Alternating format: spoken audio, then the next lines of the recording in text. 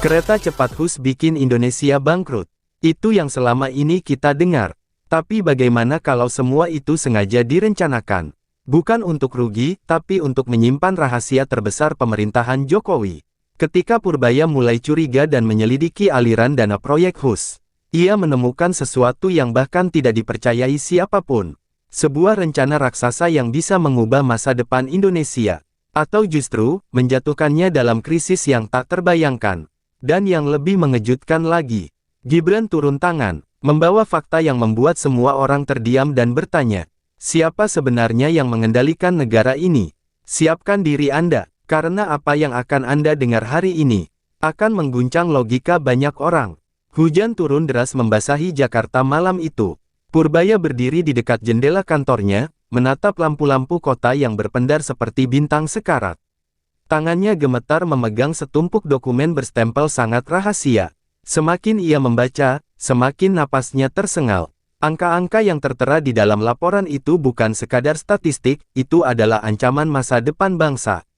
Di balik kecepatan dan kemewahannya, proyek kereta cepat HUS ternyata menyimpan bom waktu keuangan. Jika dibiarkan, utang berbunga tinggi itu dapat menjatuhkan ekonomi Indonesia ke jurang resesi. Purbaya meraih rambutnya yang memutih dan menunduk dalam kebingungan. Mustahil, kenapa kedalaman risiko ini tak diungkap sejak awal? Bisiknya dalam hati, diliputi kecemasan. Di luar sana, para pengamat dan media sosial sudah mulai heboh. Rumor beredar, HUS tidak menguntungkan dan mungkin akan membuat negara bangkrut. Judul-judul tajam menghantam layar televisi dan ponsel rakyat, proyek gagal, uang rakyat terbakar, siapa bertanggung jawab? Suara publik berubah menjadi badai yang siap menerjang siapapun yang dianggap bersalah. Namun, di Istana Negara, seorang pria tampak berbeda. Joko Widodo, sosok yang membangun mimpi infrastruktur tanpa lelah, tetap tenang. Seolah ia sudah tahu semua ini akan terjadi. Seolah ia telah siapkan sesuatu yang tidak pernah diperkirakan siapapun. Purbaya mulai merasakan ada rencana lebih besar yang belum disentuh logika umum. Purbaya menutup dokumen itu perlahan. Ada nama yang berkali-kali muncul dalam laporan pendukung manfaat sosial nasional. Ia tak mengerti sepenuhnya, namun hati kecilnya berbisik bahwa ketakutan publik mungkin hanya bagian kecil dari cerita besar yang sedang digerakkan. Apakah Jokowi sengaja mengundang badai demi mencapai matahari terbit yang lebih cerah? Dengan tekad yang mulai berkobar, Purbaya berdiri tegar, walau dadanya masih sesak oleh kecemasan. Ia tahu, kebenaran tidak akan datang begitu saja. Ia harus menjemputnya, meski pintu-pintu kekuasaan mungkin tertutup rapat, bahkan mungkin terkunci dengan ancaman. Malam itu, ia berjanji pada dirinya sendiri, ia akan mengungkap apapun yang bersembunyi di balik proyek HUS, meski harus menghadapi bahaya yang tak pernah ia bayangkan. Sore itu, di sebuah ruangan luas yang dikelilingi lukisan pahlawan bangsa, Jokowi duduk memandangi sebuah market kecil kereta cepat. Jari-jarinya mengetuk pelan ujung meja, seakan sedang menghitung detik menuju sebuah perubahan besar. Ia teringat kembali bagaimana ide HUS pertama kali hadir, bukan dari kalkulasi untung rugi, melainkan dari kebutuhan rakyat yang terjebak dalam kemacetan tak berujung. Jakarta-Bandung, jalur bisnis dan mobilitas jutaan orang, telah menjadi simbol stagnasi ekonomi. Waktu yang terbuang di jalan, kesempatan yang hilang, energi yang terbuang percuma, semuanya adalah kerugian yang tak pernah tercatat dalam neraca keuangan. Jokowi menyadari itu lebih dari siapapun. Kalau kita terus hitung pakai kacamata lama, kita tidak akan pernah maju, gumamnya. Penuh tekad, namun, kepercayaan terhadap visinya tak selalu menyala di mana-mana. Banyak petinggi dan pengamat hanya melihat angka-angka yang menakutkan. Mereka bertanya-tanya, mengapa Jokowi mengambil risiko sedemikian besar? Kenapa tetap melaju walau ancaman utang mengintai? Jokowi tahu, dunia terkadang baru mengerti setelah hasilnya terlihat, bukan saat perjuangannya dimulai. Di balik keputusan kontroversial itu, ada strategi yang hanya diketahui segelintir orang. Rencana cadangan yang dirancang rapi, seperti bidak catur yang menunggu langkah terakhir untuk mematikan lawan. Jokowi menyimpannya rapat-rapat, karena satu kebocoran saja bisa membuat semuanya hancur sebelum waktunya. Ia meraih sebuah berkas tebal bertanda kode internal, operasi manfaat sosial. Bukan proyek ekonomi biasa, melainkan strategi perubahan kehidupan masyarakat. Jokowi tersenyum tipis, senyum seseorang yang sudah melihat masa depan jauh sebelum orang lain bisa membayangkannya. Bangsa ini harus berani melompat, ujar beliau lirih, seolah berbicara pada sejarah. Purbaya yang kini semakin dalam menyelami proyek ini mulai sadar, keputusan besar negara tak pernah sekadar soal angka. Ada nilai yang tak terbeli, waktu, peluang, dan martabat bangsa. Tapi ia juga tahu satu hal, rencana yang cemerlang pun akan sia-sia, jika dijalankan tanpa penjaga yang berani. Dan entah mengapa, nama seorang pemuda mulai muncul dalam pikiran Jokowi, seseorang yang akan meneruskan pertaruhan besar ini. Malam semakin larut ketika Purbaya menatap layar laptopnya yang dipenuhi angka-angka utang luar negeri. Ia memperbesar grafik yang menunjukkan aliran pinjaman pada proyek HUS. Bunga yang awalnya terlihat biasa saja, ternyata memiliki skema berlapis yang membuatnya terus membengkak. Ini bukan pinjaman biasa, gumamnya. Ini seperti perangkap yang dirancang untuk mengunci Indonesia dalam ketergantungan panjang. Purbaya menyelidiki lebih jauh. Ia menemukan klausul tersembunyi yang jarang dibaca orang. Jika pendapatan HUS gagal memenuhi target, bunga akan naik hingga 2 kali lipat. Mengapa kita menerima syarat gila seperti ini? Kemarahan dan ketakutan bertarung dalam dirinya. Ia tahu, satu salah langkah bisa membuat ekonomi negara tak lagi punya ruang bernapas. Ia menelusuri jejak hubungan diplomasi yang terjadi sebelum proyek dimulai. Ada negara pemberi pinjaman yang menanti keuntungan besar dari kegagalan Indonesia. Mereka berharap proyek ini tumbang, agar negosiasi ulang akan semakin menjerat. Seakan-akan mereka ingin menguasai lebih dari sekadar jalur kereta, melainkan posisi tawar Indonesia di kancah global. Purbaya menutup wajah dengan kedua tangannya. Ia melihat kemungkinan buram yang tidak pernah ia bayangkan sebelumnya, jika HUS gagal, efek domino akan menjalar. Mata uang tertekan. Harga pokok melonjak, investasi berhenti, lapangan kerja lenyap, negara bisa terperosok ke jurang ekonomi, lebih parah dari badai apapun yang pernah terjadi. Namun, satu hal mengganggunya, Jokowi tidak terlihat panik sama sekali. Presiden itu tetap melangkah tenang, seolah semua ini bagian dari permainan yang ia pahami betul. Apakah Jokowi sedang berjudi dengan masa depan bangsa? Atau justru para kreditorlah yang akan terkejut menanggung kekalahan? Ketika rasa frustasi hampir menenggelamkannya, Purbaya menegakkan tubuh. Ia memandang lagi grafik yang sebelumnya membuatnya takut. Mungkin, tujuan dari semua risiko ini bukan untuk menang saat awal. Mungkin rencana Jokowi menunggu momentum yang belum tiba. Dan Purbaya tahu, ia harus menemukan rahasia itu sebelum terlampau terlambat. Pagi itu, langkah Purbaya terasa berat saat memasuki sebuah gedung kementerian. Ia membawa surat resmi untuk meminta akses data lebih dalam mengenai pendanaan HUS. Namun, baru beberapa menit duduk. Menunggu, seorang petugas keamanan mendekat dan berkata dengan sopan tapi tegas, "Maaf, permintaan Anda ditolak." Tidak ada alasan, tidak ada penjelasan, hanya penolakan yang membuat Purbaya tercengang. Ia mencoba bertanya pada pejabat lain. Jawaban mereka sama, tertutup, kering, dan mencurigakan. Seolah ada tangan tak terlihat yang menyuruh semua mulut rapat. Purbaya mulai merasa bahwa proyek ini bukan hanya soal angka, tetapi juga kekuasaan yang melindungi sesuatu jauh di balik pintu tertutup. Sesuatu yang mereka anggap tidak boleh menyentuh cahaya publik. Saat perjalanan pulang, ponselnya tiba-tiba berdering. Nomor tidak dikenal. Suara berat di ujung sana bergema pelan namun mengancam, "Berhenti menggali." Beberapa rahasia negara sebaiknya tidak dibuka. Purbaya terdiam, tengkuknya merinding. Ia menoleh ke kanan dan kiri, memastikan tidak ada yang membuntutinya. Ini bukan lagi investigasi biasa, ia baru saja melangkah ke wilayah berbahaya. Tetapi, ancaman hanya membuatnya semakin yakin bahwa ia berada di jalur yang benar. Jika informasi ini begitu diproteksi, maka kebenaran yang tersembunyi pastilah sangat besar. Dengan gemetar namun bertekad kuat, ia kembali ke kantor dan mulai menelusuri jalur lain yang lebih sunyi, jejak dokumen internal yang tidak pernah muncul ke permukaan. Ia menghabiskan berjam-jam menggali data hingga akhirnya, matanya menangkap sesuatu. Sebuah folder terenkripsi dengan nama kode, dokumen X. Butuh waktu dan kecerdikan ekstra untuk membukanya. Saat berhasil, Purbaya terpaku. Di dalamnya, ada peta strategi dan struktur manfaat yang berbeda dari semua laporan resmi.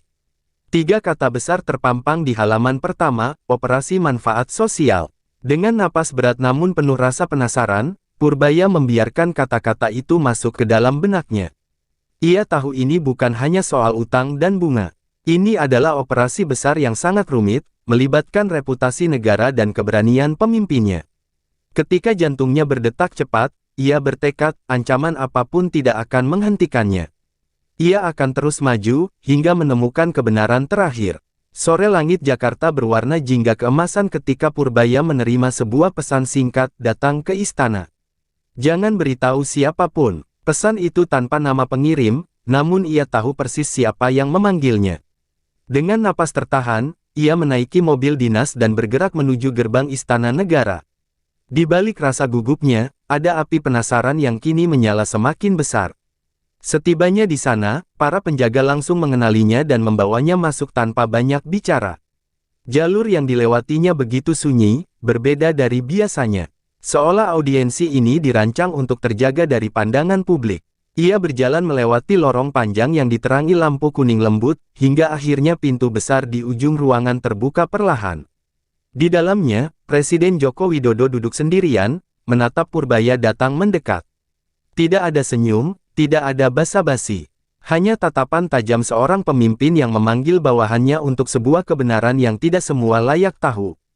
Purbaya merasakan waktu seperti berhenti, ruangan itu hening, hanya suara jam berdetak yang terdengar samar.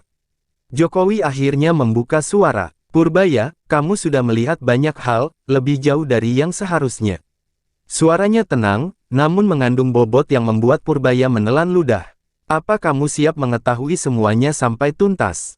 Tanya Jokowi lagi, menatap lurus ke mata Purbaya. Tidak ada pilihan lain selain mengangguk. Presiden lalu berdiri, berjalan ke arah jendela sambil menyebut sebuah nama dengan sangat jelas, Gibran. Purbaya sedikit terkejut. Ia mengenal Gibran sebagai sosok muda yang sedang meniti karir politik, sering diragukan dan kerap diremehkan musuh politik ayahnya. Namun, Jokowi melanjutkan, dengan nada pasti, Gibran akan meneruskan perjuangan ini saat waktunya tiba. Purbaya menatap Jokowi dengan kebingungan bercampur hormat. Apakah ini pertanda estafet kekuasaan? Atau bagian dari strategi besar yang belum terungkap? Saat Purbaya mencoba memproses semua itu, Jokowi menambahkan, lirih namun penuh keyakinan, kadang bangsa ini butuh keberanian gila untuk melaju. Dan keberanian itu, akan diwariskan. Kata-kata tersebut menggema dalam dada Purbaya, menandai awal dari babak baru yang jauh lebih menegangkan. Hari itu, ruang rapat terbatas di istana dipenuhi para pejabat tinggi. Mereka duduk dengan wajah serius, sebagian tampak skeptis, sebagian lainnya cemas menunggu pembahasan utang HUS yang semakin menjadi sorotan. Purbaya hadir di antara mereka, namun pikirannya tertuju pada satu hal, mengapa Gibran dipanggil ke pertemuan sebesar ini. Pintu terbuka, seorang pemuda dengan jas rapi memasuki ruangan. Gibran berjalan tegap tanpa ragu, wajahnya tenang, tatapannya fokus. Bisik-bisik kecil langsung terdengar, sebagian meremehkan, sebagian meragukan. Bagi mereka, Gibran masih terlalu muda untuk bermain dalam arena sebesar ini. Namun pemuda itu tak mempedulikan semua tatapan. Ia langsung duduk persis di samping presiden. Ketika diskusi dimulai, para pejabat mulai menjelaskan kekhawatiran mereka, bunga yang membengkak, proyeksi kerugian, tekanan kreditor asing. Suasana semakin panas dan pesimistis. Namun Gibran hanya memperhatikan dalam diam, sembari mencatat sesuatu pada tabletnya. Kemudian, saat semua orang hampir kehilangan harapan, ia angkat tangan. Gibran memaparkan strategi renegosiasi yang tak pernah terbayangkan orang lain.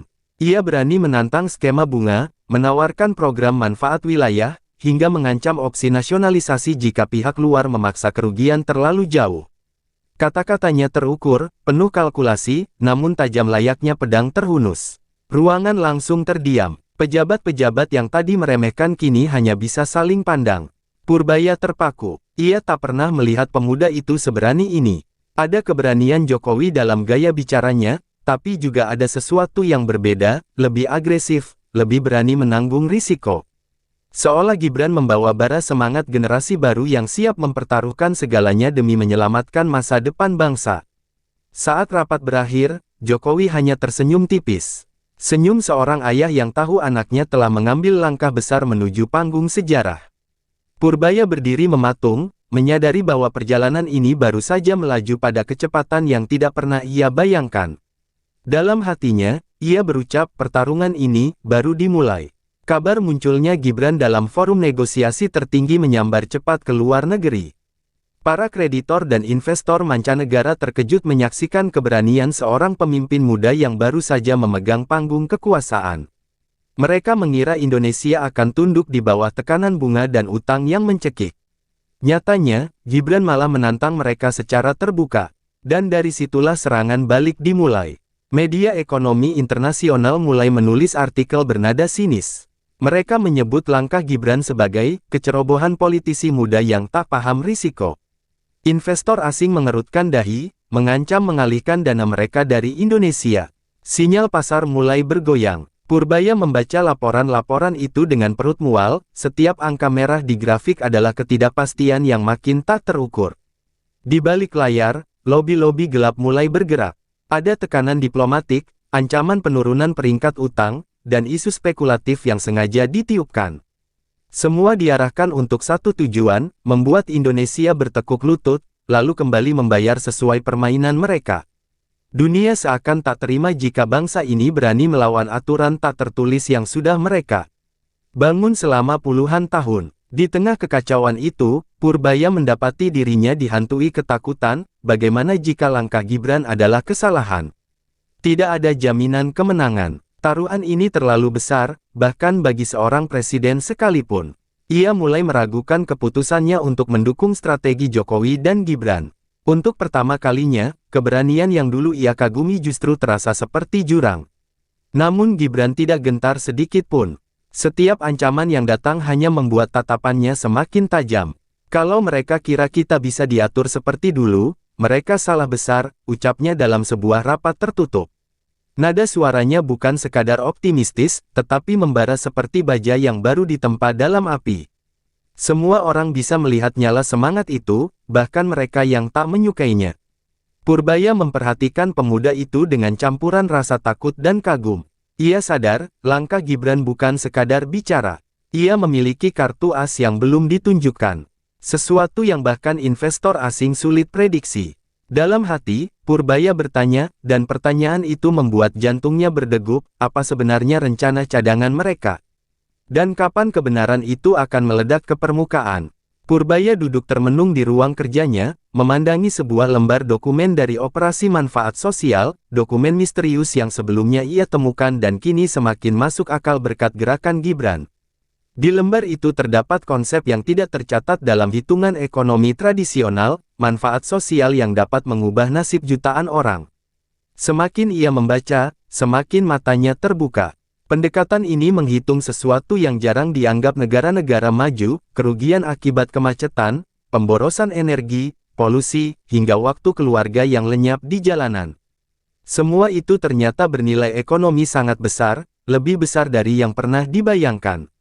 Jika dihitung secara menyeluruh, HUS justru menghemat triliunan rupiah setiap tahun bagi Indonesia. Jokowi menyadari bahwa waktu rakyat adalah sumber daya paling berharga. Kereta cepat bukan hanya untuk perjalanan lebih cepat, tapi untuk mengembalikan hidup kepada rakyat, waktu untuk bekerja, berkarya, bahkan mencintai keluarga tanpa dibunuh kemacetan. Lihatlah nilai yang tak terlihat, tulis Jokowi dalam catatan di dokumen itu. Kalimat itu terasa seperti pesan langsung ke hati Purbaya. Lebih mengejutkan lagi, Gibran merencanakan transformasi besar di kawasan sekitar jalur HUS, kota-kota ekonomi baru, daerah industri, pusat pendidikan modern, hingga teknologi hijau yang akan menciptakan jutaan lapangan kerja baru. Jika berhasil, Indonesia bukan hanya keluar dari tekanan utang, tetapi akan melesat menjadi pusat ekonomi baru Asia Tenggara. Purbaya memandang keluar jendela, melihat kereta HUS melintas seperti kilat putih di kejauhan. Kini ia mengerti, proyek ini bukan hanya infrastruktur mewah, melainkan urat nadi masa depan bangsa. Namun kesadaran itu diiringi bayangan gelap. Rencana sebaik apapun bisa hancur jika musuh beraksi lebih dulu. Dan musuh itu kini tak hanya berasal dari luar negeri, tapi juga dari dalam negeri sendiri. Dengan napas panjang penuh tekad, Purbaya menutup dokumen tersebut. Ia tahu kebenaran harus segera diungkap sebelum fitnah dan tekanan menghancurkannya. Waktu terus berjalan seperti hus yang melaju kencang, dan pertarungan baru saja memasuki babak paling menentukan. Malam itu, rapat terbatas digelar mendadak di sebuah hotel mewah. Namun ini bukan rapat resmi pemerintah. Para tokoh politik, pengusaha, dan mantan pejabat yang merasa tidak diuntungkan oleh proyek hus berkumpul diam-diam. Mereka memandang kebangkitan Gibran sebagai ancaman terhadap dominasi lama yang ingin mereka pertahankan. Kalau anak itu berhasil menyelesaikan masalah hus, kata seorang tokoh bersuara serak, kita yang rugi besar. Dia akan jadi pahlawan, dan jalur kekuasaan akan berubah selamanya. Kepala-kepala mengangguk, mata-mata penuh intrik saling bertemu. Mereka tidak menginginkan pemimpin muda yang berani merombak permainan lama. Mereka menyusun rencana licik, menjatuhkan narasi hus sebelum publik memahami manfaat besarnya. Kampanye hitam dipersiapkan, data yang dipelintir disebarkan, influencer bayaran digerakkan. Tujuannya satu, membuat rakyat yakin bahwa hus adalah proyek gagal, dan Gibran hanyalah pewaris masalah. Mereka yakin, bila kepercayaan publik tumbang, semuanya akan runtuh seperti domino.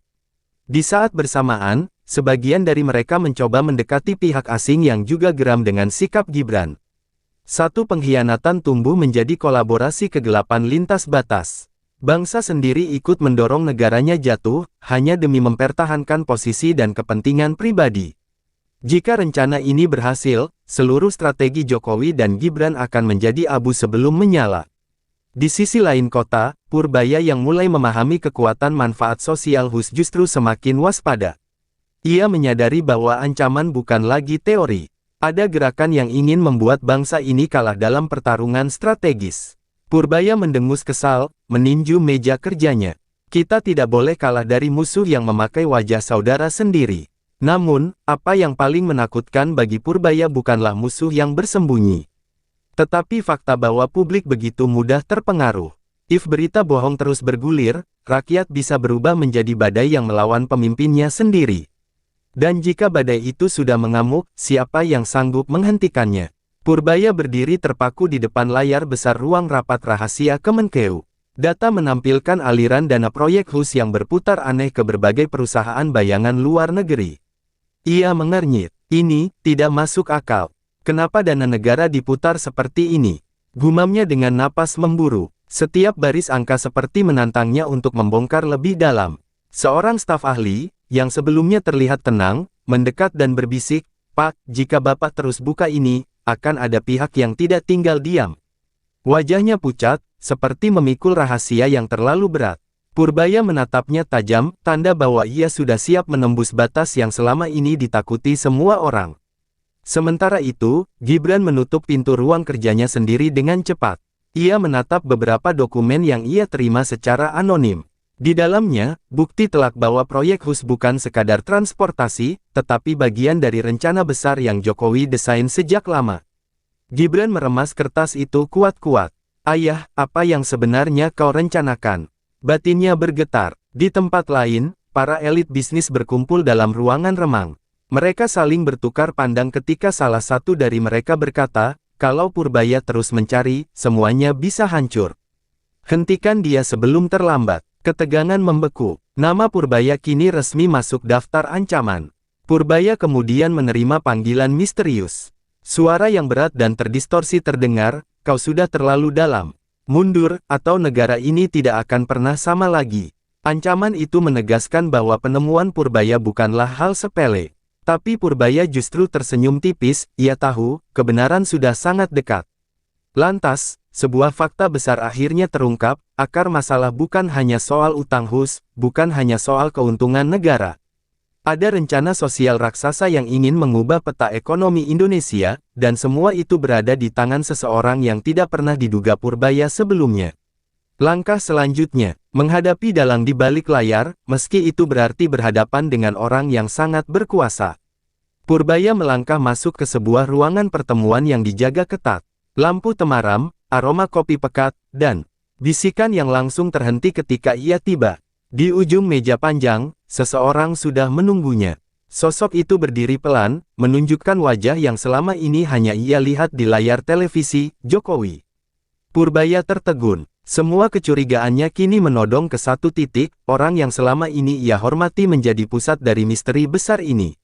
Jokowi tidak tampak marah, justru tersenyum tenang. Kau pasti terkejut, katanya sambil mengisyaratkan Purbaya duduk. Apa yang kau lihat dalam data itu bukan kebohongan. Tapi bukan juga kejahatan. Aku butuh seseorang sepertimu untuk memastikan semua ini benar-benar berjalan. Suaranya lembut, namun mengandung tekanan yang membuat dada Purbaya sesak. Apa maksud Bapak? Purbaya mencoba menjaga nada suaranya tetap tegas. Namun dalam hatinya, gejolak perang batin tak terelakkan. Ia ingin memahami, tapi juga ingin membongkar semuanya tanpa kompromi. Apakah ini jebakan, atau penjelasan yang akan mengubah segalanya? Jokowi menatap lurus, matanya menyimpan kelelahan bertahun-tahun memikul beban negara. Hus memang rugi, katanya tanpa ragu. Tapi kerugian itu adalah pondasi. Kota-kota akan tumbuh, ekonomi regional meledak, karbon menurun. Proyek ini bukan untuk sekarang, tapi 20 hingga 30 tahun mendatang. Nada bicaranya penuh keyakinan seperti seseorang yang melihat masa depan yang belum dipahami orang lain. Purbaya terdiam. Semua doktrin ekonominya tiba-tiba dipaksa menghadapi perspektif yang jauh lebih besar, lebih berani, dan mungkin, lebih berbahaya. Apakah ini jenius? Atau pertaruhan hidup mati sebuah bangsa? Ia belum bisa menjawab. Namun sebelum percakapan menyentuh inti, pintu ruangan mendadak dibuka keras. Gibran buru-buru masuk dengan nafas terengah. Pak Purbaya, jangan percaya begitu saja, serunya lantang. Ada bagian penting yang ayah sembunyikan, bahkan dari saya. Dan seketika itu juga, suasana berubah dari tegang menjadi ledakan misteri baru yang mengancam mengubah jalannya sejarah. Semua mata kini tertuju pada Gibran. Nafasnya masih berat, namun tatapannya tajam dan penuh tekad. Ia meletakkan satu map merah di tengah meja, lalu mendorongnya ke arah Purbaya. Ini alasan sebenarnya kenapa proyek HUS terlihat merugi, katanya. Tangan Purbaya bergetar saat membuka map itu, berisi peta rahasia megaproyek yang bahkan belum pernah dibicarakan publik. WHOOSH hanyalah pintu pertama, lanjut Gibran. Ayah sedang membangun koridor ekonomi raksasa dari barat ke timur. Menyatukan kota-kota, menghidupkan industri, memotong ketimpangan. Tapi, semua ini bertaruh pada stabilitas politik dan kepercayaan asing. Jika ada satu saja yang gagal, bangsa ini bisa jatuh. Kata-kata Gibran menembus dada Purbaya seperti pisau dingin. Jokowi menghela napas panjang. Aku tidak bisa mengumumkannya sekarang, ujarnya lirih. Musuh akan menyerang sebelum kita siap. Mereka yang menikmati jalanan macet, bahan bakar boros, dan impor yang terus menguras negeri ini, akan melakukan apapun untuk menghentikan HUS. Suaranya bergetar, menyimpan beban keputusan besar yang selama ini ia simpan sendiri. Purbaya merasa kepalanya penuh ledakan fakta yang tak terduga. Selama ini ia mengira dirinya pembongkar kebenaran yang tersembunyi. Tapi kini, ia justru menemukan visi besar yang disembunyikan bukan untuk merugikan bangsa, melainkan, menyelamatkannya. Namun di saat yang sama, ada sesuatu yang tetap tidak klop. Seolah ada bagian penting yang belum terungkap. Lalu Gibran menatap ayahnya dengan getir. Kenapa saya tidak dilibatkan sejak awal? Tanya Gibran. Jokowi terdiam. Sunyi yang panjang menyelimuti ruangan. Purbaya bisa merasakan relasi kekuasaan dan keluarga bertubrukan di hadapannya seperti gelombang badai. Dan sebelum lampu darurat terus berkedip saat Purbaya, Jokowi, dan Gibran bergegas menuju pusat kendali, data proyek HUS perlahan menghilang, diretas secara brutal. Suara operator panik memenuhi ruangan. Jika data ini hilang, semua bukti perhitungan ekonomi akan lenyap. Utang akan terlihat seperti beban tanpa manfaat. Mereka kini berpacu melawan waktu, bukan hanya menyelamatkan data, tapi menyelamatkan masa depan Indonesia. Purbaya mengambil alih terminal cadangan dan menatap Jokowi. Pak, saya mungkin belum sepenuhnya memahami rencana Bapak. Tapi membiarkan masa depan ini dihancurkan. Tidak akan saya biarkan. Jokowi hanya mengangguk, matanya memberi restu penuh kepercayaan. Untuk pertama kalinya, mereka berdiri di pihak yang sama. Gibran, dengan emosi yang masih berkecamuk, memutuskan untuk menyingkirkan keraguan dan menggabungkan kekuatan. Apapun rencana ini, katanya, biar saya yang menjaga keberlanjutannya. Tangannya bergerak cepat pada sistem keamanan model terbaru, teknologi yang bahkan penyerang dunia maya tidak perhitungkan. Dalam hitungan detik, sistem perlahan pulih. Data kembali aman. Semua orang menarik napas lega saat layar menampilkan status hijau. Operation FUTURE Indonesia, secure. Mereka bertiga saling bertatapan, pertarungan belum berakhir, tapi mereka memenangkan babak terpenting. Jokowi kemudian berdiri tegak, menepuk pundak Purbaya. Kau benar untuk curiga, ujarnya dengan senyum lelah. Negara butuh pengawas setangguh dirimu. Dan kepada Gibran, ia berkata lirih, mulai hari ini, kau tahu apa yang harus kau lanjutkan, bukan karena kau anakku, tapi karena kau pemimpin yang akan diuji. Ketiganya menatap keluar jendela, ke arah jalur rel khusus yang memanjang jauh ke Cakrawala. Di sanalah masa depan menunggu. Proyek yang banyak dicibir kini menjadi simbol taruhan besar untuk generasi mendatang. Dan saat kereta khusus melesat cepat membelah malam, satu pesan bergema dalam benak mereka. Terima kasih telah mengikuti perjalanan cerita ini sampai akhir. Kadang, pembangunan tidak langsung untung. Tapi perjuangan untuk masa depan selalu layak dilakukan. Proyek khusus mungkin tidak langsung memberi keuntungan. Tapi malam ini kita belajar satu hal. Masa depan besar selalu dimulai dari keputusan yang penuh risiko. Purbaya sudah memilih untuk berdiri di garis depan kebenaran. Gibran sudah mengambil langkah untuk menjaga keberlanjutan bangsa. Dan Jokowi telah membuktikan bahwa visi pemimpin kadang lebih jauh dari apa yang bisa kita lihat hari ini. Tapi pertanyaan sesungguhnya adalah, bagaimana kelanjutan proyek ini di tangan penerusnya? Apakah Indonesia akan semakin melesat? Atau justru terperangkap dalam utang dan manipulasi global? Semua itu akan ditentukan oleh pilihan kita sebagai bangsa. Dan cerita ini baru saja dimulai. Kalau kamu ingin lanjut mengikuti kisah dan fakta menarik lainnya, jangan lupa like, komen, dan subscribe, agar kamu tidak ketinggalan episode berikutnya. Sampai jumpa, dan ingat, masa depan Indonesia sedang melaju di atas rel khusus.